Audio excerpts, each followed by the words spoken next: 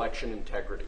As you've consistently identified, two of the biggest problems we have with election integrity in this country are, one, inaccurate voter rolls that allow ineligible people to vote in various federal and state elections all over the country.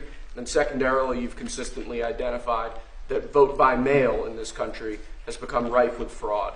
People returning ballots who aren't eligible to return ballots, ballots being sent to people who aren't confirmed to be eligible voters. So what this executive order is going to do is, one, we're going to take federal data. We're going to ensure that each state's election officials are provided with a comprehensive view of who the eligible voters in their jurisdiction actually are, allowing them to properly verify that everybody voting in their elections is legally able to vote. And then it orders the Postmaster General and the U.S. Postal Service to take bold new measures to verify that ballots both being sent to people are being sent to people who are eligible to vote, and then the ballots being returned or being properly returned by eligible voters only. And we believe that combined, the measures in this executive order will help secure elections in the future and ensure that the many abuses of our election system in the past aren't repeated in future elections. Right. Howard? So the fundamentals of our democracy are built on voter integrity, right? We all need it. You've said it time and time again. It's a total agreement amongst everybody. So here's the idea.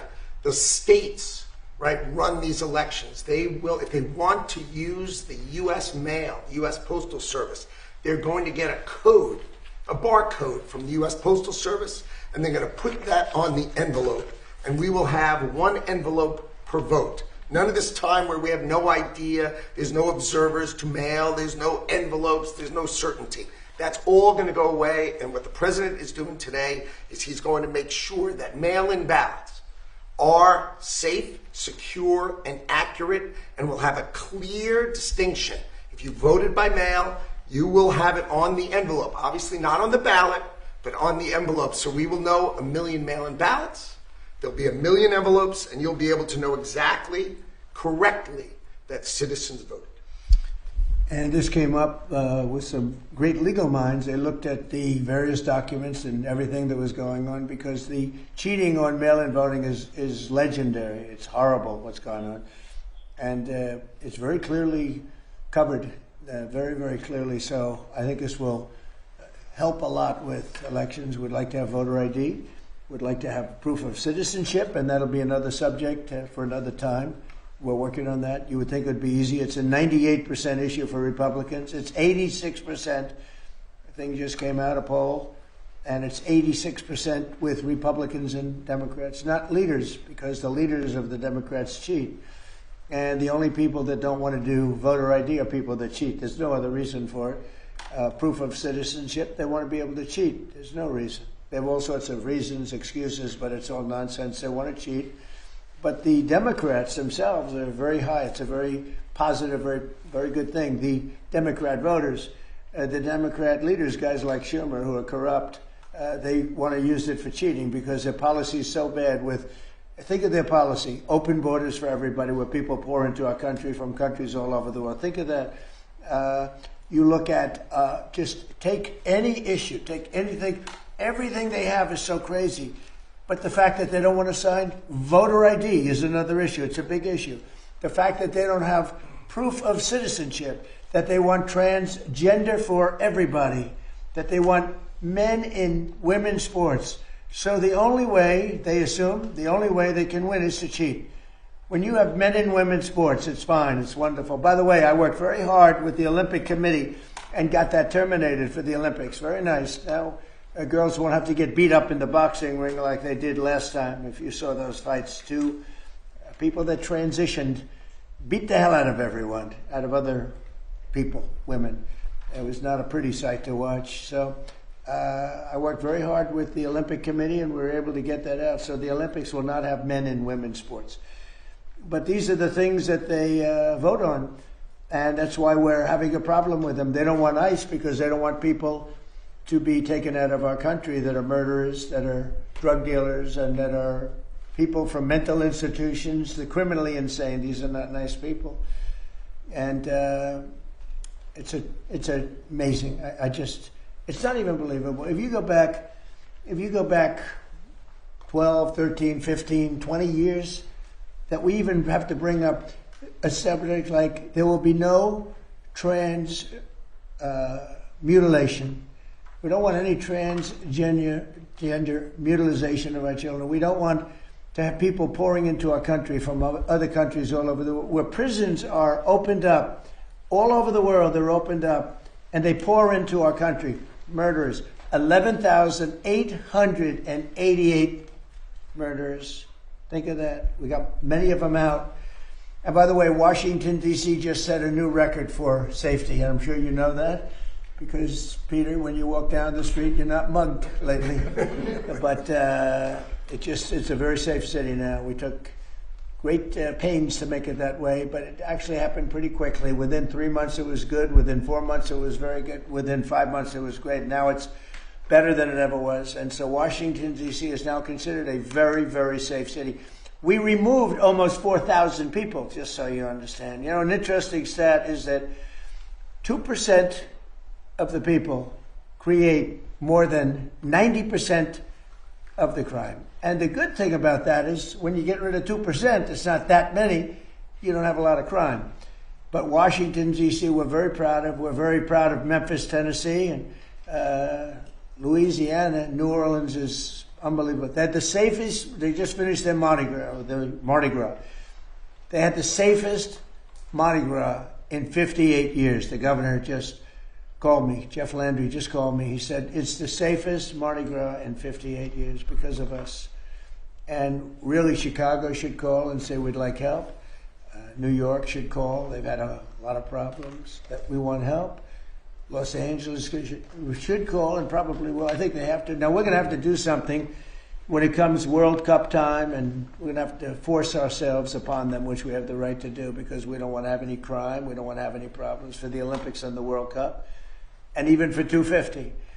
So with all of that, I'm very happy to be signing the voter integrity, and I think it's going to be really great. So if you don't mind, I will take some time and I'll make this signature absolutely perfect. So it looks very good. So far, so good.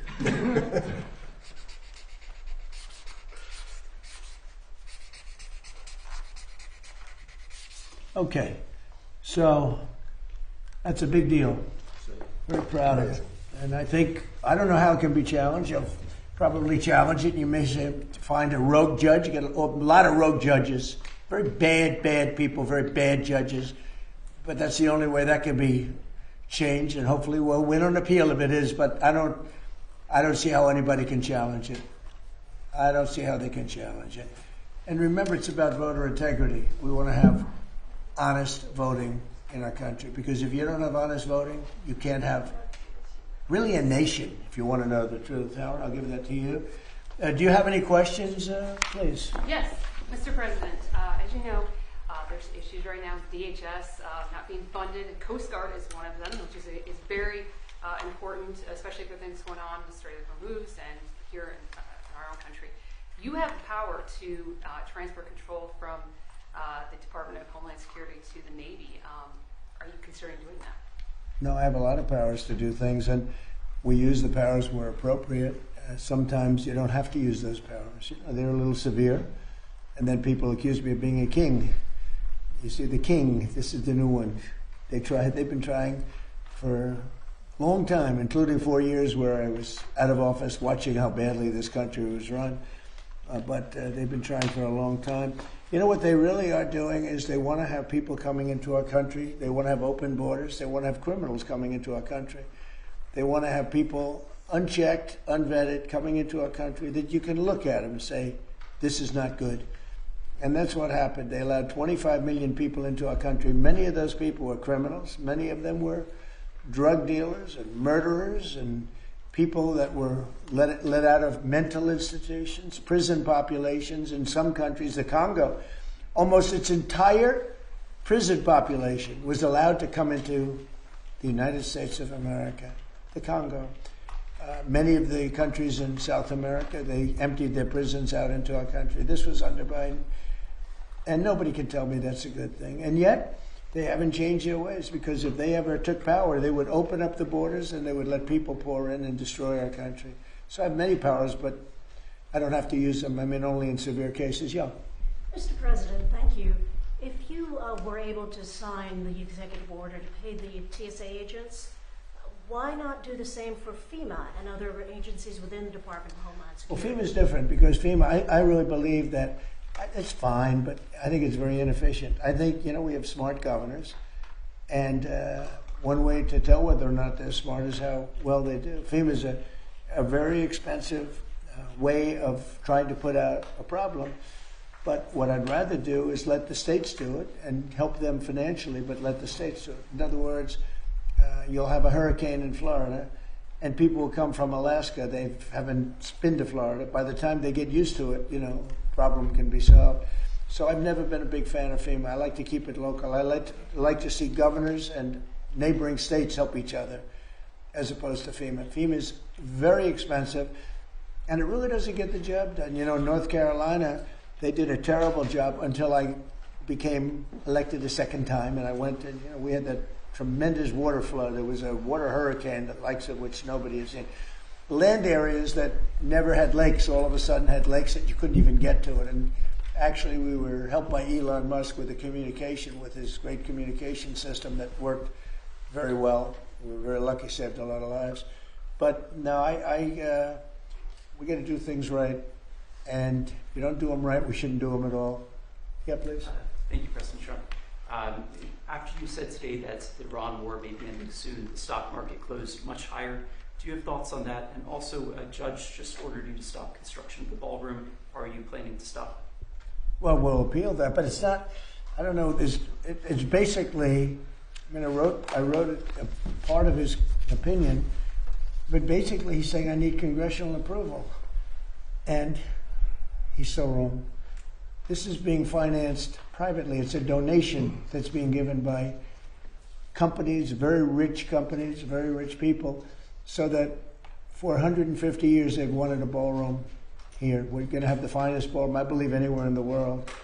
And he said, we need congressional approval. Well, they don't get congressional approval from the White House. When they do things, they don't, especially when we didn't ask for any tax money. We have no tax. This is taxpayer free. We have no taxpayer putting up 10 cents. And I see right here, I just wrote it out. He said, we need congressional approval. Well, we built many things at the White House over the years. They don't get congressional approval when they build in the White House. It's totally separate. And especially when it's a donation. I mean, the ballroom is a donation. It's gotten great reviews. People love it. And presidents for 150 years have wanted this ballroom to be built, because when we have President Xi or other presidents or prime ministers coming, we don't have a big room. We have the East Room, which is very small. And he said we need congressional approval. He also said, but this is positive for us, I'm allowed, that meaning we are allowed to continue building as necessary to, let's see, what is that? To cover the safety and security of the White House and its grounds. So it says here very carefully, the safety and security have to be protected of the White House grounds. Well, that's what we're doing, because everything's bulletproof glass, et cetera, including the ballroom. And then it goes construction and all of the things necessary. It says personal safety of the president and his staff are a part of that. So it talks about that we're allowed to continue building. In other words, he put an order on, and even that he gave 14 days. We don't need it, because that's what we're doing. He's allowed to continue building as necessary. And when it talks about the safety and security of the White House and its grounds. So just so you know, I wrote some of the thing down. We have a drone-proof roof, and it talks about the president and his staff. Well, we don't have a lot of bulletproof glass. The White House was built a long time ago.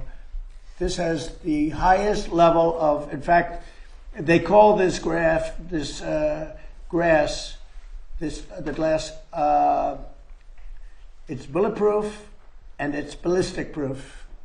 It's very thick. It's like that. And it's going 45 feet high, and every window is covered, every door is covered. The roof is drone-proof. We have secure air handling systems. You know, bad things happen in the air if you have bad people. We have bio defense all over. We have secure telecommunications and communications all over. We have bomb shelters that we're building. We have a hospital and very major medical facilities that we're building. We have all of these things. So that's called, I'm allowed to continue building as necessary. So think of that. For the safety of the president. So we have all these things. So on that, we're okay. Where he's totally wrong, and he made, a statement, that's fine. But I'll give you an example. You have right here, $300 to $400 million, depending on finishes. If I use very expensive marble, if I use very expensive wall coatings, if I could bring it up to 400. Otherwise, we're right now ahead of schedule, we're under budget. But depending on finishes, from $300 to $400 million are being given by great people, people that you all know. Rich people, rich companies, big companies. They wanted to see this built because every president, literally for 150 years, has needed a space like this. Many of you have gone to the tent when we have a president of a big country or somebody being honored of great distinction. And they sit in a tent, and if it rains, you get soaked because the grass gets wet here very fast. It's a wet area. They used to call it a wetland, but I guess they don't do that for the White House, but it's essentially a wetland. And when it rains, you're in trouble. The water can go up to 3 to 4 inches over their shoes. That's not a good feeling for who was Prince Charles, who will be here next couple of weeks, is King Charles, who's a great guy. We don't want him to sit in a pool of water. And they've been wanting this for 150 years, and we're building it, and it's covered perfectly. What's not covered perfectly is the fact that the judge said we need congressional approval. Many things have been built in the White House. They haven't gotten congressional approval, especially when the money is being not put up by the taxpayer. The taxpayer's not putting up a dime. This building was necessary for many years by the fact that I've built many ballrooms, and I built many things, and I know how to build. I'm not building the Federal Reserve where the guy's spending $4 billion for a tiny little building. $4 billion for the Federal Reserve building. That contractor is going to be one of the richest men anywhere in the world after he finishes the Federal Reserve. The man is totally incompetent. Jerome, too late, Powell, is totally incompetent. And he's got to get out of office pretty fast. He's doing a bad job, but he's also done a bad job in shepherding the construction of that building. Do you know they ripped down a part of that building, and it was they say it's one of the nicest buildings in Washington. They ripped it down. So we feel, and we don't feel, we know that congressional approval is not necessary to put up a ballroom. And many things have been built on the site, they've never gotten congressional approval. And especially when the money is all put up. This is all donations by people that love our country, that love the White House, and that feel it was very necessary. Mr. President, a couple of questions for you on Iran, but first one that affects Americans here at home, gas prices. Today they hit $4. We have $4, yeah, and we have a country that's not going to be throwing a nuclear weapon at us in 6 months. Of course, but Americans are feeling the effects in the interim of this And they're operation. also feeling a lot safer. What is the plan to bring them back down? All I have to do is leave Iran, and we'll be doing that very soon. And they'll become tumbling down. And stock prices were up today almost to a record because they know two things. Number one, we have a safe country. We had to take a little detour because we had a madman named Khomeini who sadly is no longer with us. And we had regime change already. We've knocked out one regime, then we knocked out the second regime. Now we have a group of people that are very different. They're much more reasonable, I think much less radicalized. We have had regime change. We're dealing with people that are much more rational, and it's amazing what we've done. We had to make a little detour. So when the stock market broke all records just a few weeks ago, when it hit 50,000 on the Dow, 7,000 on the S&P, I said to the American people, it's time that we have to make a little detour because we have a madman that wants a nuclear weapon, and if we didn't knock him out with a B-2 bomber, we would have a nuclear weapon right now. It would have been used before before today, and you may not be standing there asking that question, okay? So I think we have a country that understands that. I see CNN did a poll, and they talked about voters or MAGA voters, and my poll came out at 100%. Nobody covers that poll. They had another poll where it's at 92% approval. I think that the people understand it. We'll be leaving very soon, and if France or some other country wants to get oil or gas, they'll go up through the strait and Hormuz Strait. They'll go right up there, and they'll be able to fend for themselves. I think it'll be very safe, actually, but we have nothing to do with that. What happens to the strait, we're not going to have anything to do with, because these countries, China will go up and they'll fuel up their beautiful ships and they'll leave and they'll take care of themselves. There's no reason for us to do it. We hit them hard. We got rid of a lot of the radicalized lunatics along the strait. But if they want something, but I would say that within 2 weeks, maybe 3, we're hitting them very hard. Last night we knocked out tremendous amounts of missile-making facilities. As you probably read or wrote, will be gone. We knocked out. Excuse me. Pardon me for interrupting. The U.S. will be gone or done with the war? I think with 2 or 3 weeks. Not 3 weeks. If it is, we'll leave weeks, because there's no reason for us to do this. Look, problem with the strait, a guy can take a mine, drop it in the water, and say, "Oh, it's unsafe." It's not like you're taking out an army or you're taking out a country, or they can drop it, or you can take a machine gun from the shore and shoot a few bullets at a ship. Or maybe an over-the-shoulder missile, small missiles. That's not for us. That'll be for France. That'll be for whoever's using the strait. But I think when we leave, probably that's all cleared up. Today I heard tremendous numbers of ships were sailing through. We're negotiating with them right now. We have had regime change. Now, regime change was not one of the things I had as a goal. I had one goal. They will have no nuclear weapon. And that goal has been attained. They will not have nuclear weapons, but we're finishing the job, and I think within maybe 2 weeks, maybe a couple of days longer to do the job, but we want to knock out every single thing they have. Now, it's possible that we'll make a deal before that, because we'll hit bridges, and we've hit some. We'll hit some bridges, got a couple of nice bridges in mind, but if they come to the table, that'll be good. But it doesn't matter whether they come or not. We've set them back. It'll take 15 to 20 years for them to rebuild what we've done to them. They have no Navy. They have no military. They have no Air Force. They have no telecommunications. They have no anti-aircraft systems. They have no leaders. Their leaders are all gone. That's why we have regime change. We have nice new leaders. Peter? Thank you, President Trump. You talked about how the ballroom needs to have a drone-proof roof. Right. There have been drone swarms flying over sensitive military installations in the U.S. over the last couple of weeks. The reports are they don't look commercial and they can't be jammed.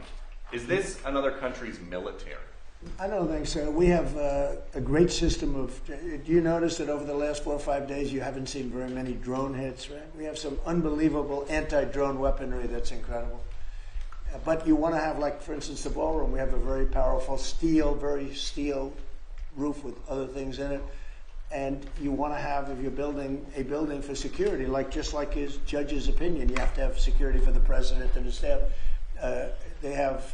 You need heavy, strong ceilings. You need seriously thick, bulletproof, ballistic glass. And we have that. Other buildings don't. Fairly modern buildings don't have that. They have roofs that are weak and they have regular glass windows. There was this incident down at Barksdale, though, where apparently a whole swarm of drones for a couple hours was over the flight line. There's a lot of really important planes down there. Yeah. How concerned are you that this is some other country just scoping out? Yeah. I know about it. They've checked that out and they've gotten to the bottom of it. You have a lot of people now that fly these things all over the place, and we're coming down very hard on them. But we're able to take them out militarily. We're able to take them out very easily. And a new thing is lasers. The lasers are becoming very, very effective. You hit a drone and it melts in air. It's a beautiful thing to see. if it's coming at you, having a laser is a very nice thing.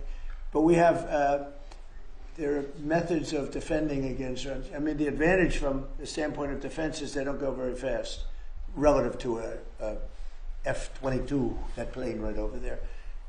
They go very slow. They can be also shot out of the air by, high quality aircraft, which we have more than anybody ever had. And there was a viral video this week.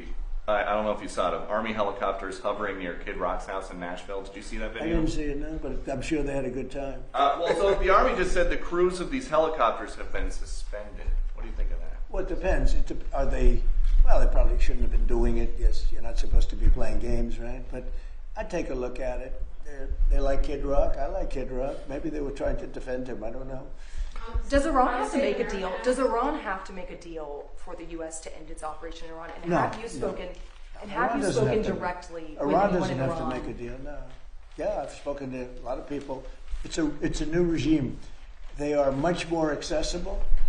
They are right. They said, we have a present for you, Mr. President, out of respect. And they said, wait a minute, you wanted me to answer the question. You're a fresh person. We've had a lot of problems with you, haven't we? No, they don't. You asked me a question. No, they don't have to make a deal with me. When we feel that they are, for a long period of time, put into the Stone Ages, and they won't be able to come up with a nuclear weapon, then we'll leave. Whether we have a deal or not, it's irrelevant.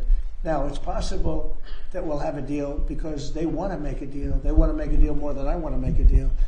But in a fairly short period of time, we'll be finished. They will not be able to do a nuclear weapon for years. And when they are ready, maybe in a long time from now, able to do a nuclear weapon, you'll have a president that will be like me and that he will go there and he'll knock the hell out of them again because they cannot have a nuclear weapon. They are very radicalized people. They're very sick leaderships. And I will say, though, that the leadership we're dealing with now, the new regime, because we have a new regime, and the new regime is much better than the past. Yeah. Mr. President, the Iranian government threatened a bunch of U.S. companies today in the region, including Google, Apple. With what? What did they threaten them with? PB guns? Or? Well, that's a They don't good have question. much left to threaten. My question for you is: is the U.S. talking what to did those they? companies? You made a and set. how do you react to that? What did they threaten them with? I don't know. Go to tell me. How did they threaten them? Well, all I know is that they threatened them, sir. What does that mean? Fair enough. They said something Do nasty. is the government in touch with these companies? Are you helping to backstop them? You don't even know what the threat was. What was the threat? I haven't heard it. What was the threat? I'll get back Did to they it. say they're going to blow them up? They're going to hit them. Is They're that not. Iran's You know what they're not ICC? going to do? They're not going to hit them with a nuclear weapon. Is it something you're concerned about, sir? No. Iran's IRGC issues a warning that they will target 18 U.S. technology companies if the U.S. continues targeted assassinations of Iranian leaders beginning on April 1st. Those companies included really? NVIDIA, Apple, Microsoft. Most of those Google. people are dead already. Yeah, Peter. I got one. Your son Eric posted a photo of what will be the Trump Presidential Library. Yeah. It's a huge skyscraper. Is that all a library? What else is going in there? Well, it's a library. It's a museum or library. It's a presidential, but I wouldn't start it till I'm out of office. I don't believe in building libraries or museums. It's really like the Barack Hussein Obama one in Chicago. In not a good location, and it's a very unattractive building that's seriously late and seriously over budget. I think you're going to see a great one here, and it'll go up on time, on budget, best location in Miami. They say it's the best block in Miami, and the state worked with us. Will people live in the floors? No, it's going to be most likely a hotel. This concept could be office, but it's most likely going to be a hotel with a beautiful building underneath and a 747 Air Force One in the lobby, which is going to be a trick. And the Supreme Court tomorrow is going to hear arguments about your executive order trying to get rid of birthright citizenship. And I'm going. You're going to go to the Supreme Court tomorrow. I do believe and just sit there and listen. Because I have listened to this argument for so long, and this is not about Chinese billionaires or billionaires from other countries who all of a sudden have 75 children or 59 children in one case or 10 children becoming American citizens. This was about slaves. And if you take a look, slaves, we're talking about slaves from the Civil War. And if you take a look when it was filed, all of this legislation, all of this everything having to do with birthright citizenship, it was at the end of the Civil War. The reason was it had to do with the babies of slaves and the protection of the babies of slaves. It didn't have to do with the protection of multi-millionaires and billionaires wanting to have their children get an American citizenship. It is the craziest thing I've ever seen. It's been so badly handled by legal people over the years. If you look at the original birthright citizenship papers, they all happened right after the Civil War. The reason was it had to do with the babies of slaves. And hopefully it's going to say, because our country is being scammed. We're getting all of these people, they're selling the rights to them. People are making a big living, getting hundreds of thousands and even millions of dollars from bringing people in and saying, congratulations, your whole family is going to be a citizen of the United States of America. That's not what it was for. It wasn't for billionaires bringing people in or family in. It was for the children of slaves. And what you really have to do, and I don't think the lawyers talk about it as much, look at when the Civil War ended and look at the date of when this was enacted. Okay. Have you ever been to the Supreme Court before? Is this going to be the first time going to the Supreme Court? No, I went once before. The opening of the Supreme Court in the last administration.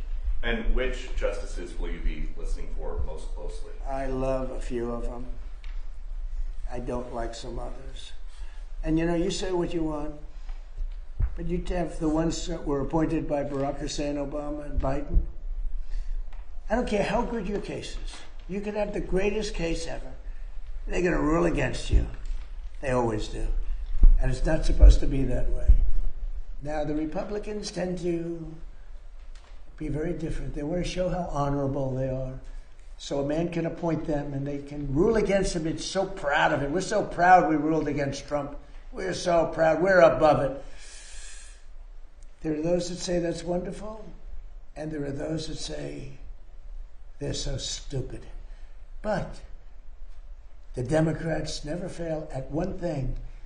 When Barack Hussein Obama or when Biden appoints somebody, they go along that line. You can have the greatest case in history. And almost, I guess I have to say almost, maybe I don't have to say it, almost without fail, those people, 4 of them, sometimes 5 of them, but 4 of them will vote against you. You don't have a chance. You don't have a chance. And that's not what the court system is.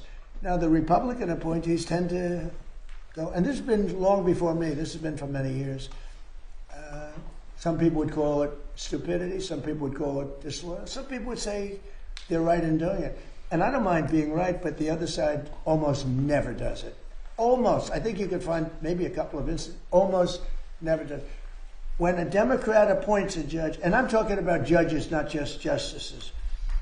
You go before some of these Democrat judges in Washington, D.C., and you don't have a chance. That's why I gave pardons to hundreds of people that were so badly treated, having to do with J6. Yeah? President Trump. Next. Oh, do you have a question? Yeah. Let's go. I didn't see you over there. Sorry. You've been so nice. Here we go. Now she's gonna hit me with a bad one. Go ahead. On the Save America Act, Mr. President, do you still think it's going to pass? Were you signing? I don't know. It's the craziest thing. The Democrats are totally against it. Again, they're unified. I think maybe you would have Fetterman, who I have a lot of respect for, but the Democrats are unified against it, and you need Democrat votes. Unless you do something smart called the filibuster, terminate the filibuster, which they should do. Republicans should do that, but there are a couple of Republicans that maybe they're not so smart because the Democrats will do it in the first day in office, maybe the first hour. It's a question, will it be the first hour or the first day? So who can believe that a person, you can't even get it to the floor, that a person wouldn't vote for, think of it, for citizenship, proof of citizenship, for voter identification. And we also added one, we added mail-in ballots. Mail-in ballots with exceptions for the military, for people that are sick, people that are traveling, for the disabled. We have very generous exceptions. But who would believe that that would be possible not to get those things to vote for? And then we added, best of Trump, we added no men and women sports, different subject, but we added that. And we said no transgender mutilization of our children. These are all 90, 95, maybe 98 in some cases, maybe 99 in terms of those first two. If you talk about the first two, I think at 98, 99% voter identification, right? Wouldn't you think? Don't you think it's nice with picture? Wouldn't you think it's nice when the Democrats had their convention? I remember it so well. You had to have identification to get into the arena, and they had a card that was bigger than most of their chests, and it had everything. It had their picture. And if you didn't have that card, they threw you away. In New York City recently, we had a big snowstorm. Mayor Mandemi he called out for people to shovel snow, but you had to give identification with picture. If you didn't have, and it wasn't one identification, you had to have two. So to shovel snow in New York City, you need identification, double with picture. But to vote, which is maybe our most cherished thing, you don't need. They don't want voter ID, the Democrats, because they want to cheat. The problem is we need their votes. In order to get it, you need their votes. And look, they know their policy is so bad. They know that if they gave those votes, they might never win another election. So they're fighting like hell. They're actually fighting for their survival because their policy, the Republicans have great policy, smart policy, strong borders, low interest rates, low taxes. We just gave you the largest tax cut in history. All these great policies, we want a strong military. Look at our military. We have the strongest military. Look what happened in Venezuela. It was so incredible. People said the greatest military maneuver they've ever seen. Look what's happening in Iran. We're totally unchecked. Everything's been bombed out. They have no anti-aircraft protection. They have no nothing. They don't have anything. Look at our military. The Democrats don't want that. And when I read the fake New York Times, you take a look at it, it's like, oh, they're putting up a good fight. They're not putting up a fight. They're not even shooting at us, okay? We have planes are just ruling the sky. We have airplanes. Those two. We have airplanes. Nice, right? Lincoln with a little modern touch. The great Benjamin Franklin with a little modern touch. But think of it. They are roaming the skies over Tehran. They're not even being shot at because their equipment's been totally decimated. They have nothing to shoot. They have no Navy. They have no anything. And just think about this. They have no Navy. They have no military. They have no nothing. They're losing. They admit they're losing. They're begging to make a deal. And if you read the fake New York Times, a corrupt newspaper, where I'm suing them and I think I should do very well, but you would almost think, who's winning? It's so fraudulent. But just to finish up with the New York Times, if you read the New York Times prior to my election victory, including the first one, and the second one too, I won 3 times. I won 3 times convincingly. But let's go to the third victory. If you read the New York Times, you would say, oh, Trump's going to lose. But I won in a landslide. I won the popular vote. I won the Electoral College in a massive number, right? Massive. I won the counties, 86% of the counties I won. All of these different things. Winning the popular vote for a Republican is, pretty amazing. But if you read the New York Times for months and months and months, you were hearing, oh, Trump, this went so badly. We have to straighten out our media. The reason their circulation is way down, the New York Times circulation, has gone way down. Washington Post is almost extinct. The papers that are being dishonest, papers generally, people don't believe the media. And to finish, I got 93% bad publicity. Some people say 97, but between 93 and 97. A person that gets 97% of bad stories. Maybe Caroline's doing a poor job. I don't know. She's my representative. You're doing a terrible job. Should we keep her? I think we'll keep her. But I get 93 to 97% bad press, fake press, all fake. I won in a landslide.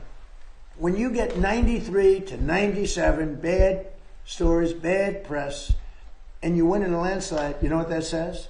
People don't believe the press. And when people don't believe the press, that's a very bad thing for our country. And when you look at, let's say, the New York Times or the Washington Post, the stories are so fake. Wall Street Journal, too, a lot of bad stories. I don't know what happened to them, but they're bad. Their circulation went way down. Wall Street Journal, I don't know if you saw the numbers that came out yesterday. New York Times, way down. Wall Street Journal, way down. Washington Post, #1, way down. Because people don't believe them anymore. And until they get, it's not the paper, it's not the big, it's that they have no credibility anymore, which is a very sad thing for our country. Thank you very much, everybody. Thank you, everyone. Thank you, everyone.